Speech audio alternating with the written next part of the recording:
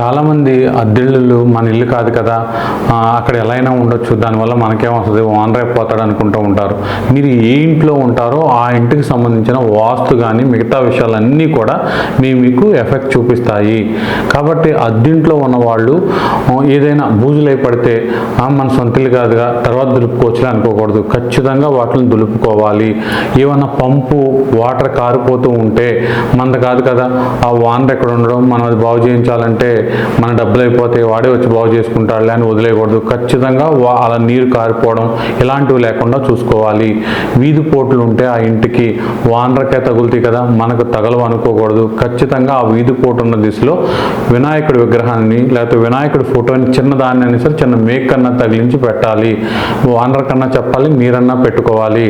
ఇక నాలుగవది ఏంటంటే క్లీనింగ్ అనేది ఏంటంటే అద్దెంట్లో ఉన్న వాళ్ళకి ఏంటంటే ఎలాగైనా వాడేసుకోవచ్చులే, అతుకులు పెట్టేయడం ఎక్కడికక్కడ, ఏదైనా చెదలు పట్టినాయి అనుకోండి దాన్ని వదిలేయడం, షింకు దగ్గర ఏమన్నా పైపులు పోయినా ఏం పోయినా వాటిని పట్టించుకోకుండా ఉండడం, ఇవన్నీ కూడా ఆ ఇంట్లో ఉన్న నాళ్ళు మీకే చూపిస్తాయి. ఇక్కడి నుంచి వెళ్ళిన తర్వాత సొంత ఇల్లు కట్టుకుని వెళ్ళినా అక్కడ మీకు మనశ్శాంతి ఉండదు. ఖచ్చితంగా అలాంటి డ్యామేజ్లు ఏమన్నా ఉంటే మీ డబ్బులతో చేయించుకోవడం లేకపోతే ఓనర్ని పిలిచైనా చేయించుకోవాల్సిందే. అలాంటి ఇల్లులోనే ఉండాలి. అద్దిల్లులో సొంత ఇల్లు లాగా అద్దెలను చూసుకోకపోతే తర్వాత ఆ దరిద్రం అంతా అంటించుకుని సొంత ఇల్లుకి వెళ్ళిన తర్వాత దాన్ని అమ్ముకునే పరిస్థితులు వస్తాయన్నమాట. ఆఖరిది ఏంటంటే అద్దెంట్లో ఉన్నవాళ్ళు అద్దె ఎగ్గొట్టకుండా ఖచ్చితంగా వాళ్ళకి ఇచ్చేయాలి. మీరు అక్కడ ఏమైనా డ్యామేజ్ చేసి వెళ్ళి తర్వాత వాళ్ళు ఏమైనా బాధపడితే ఆ ఎఫెక్ట్ కూడా మీ మీద తగిలే అవకాశం ఉంటుంది. చాలా చాలా జాగ్రత్త.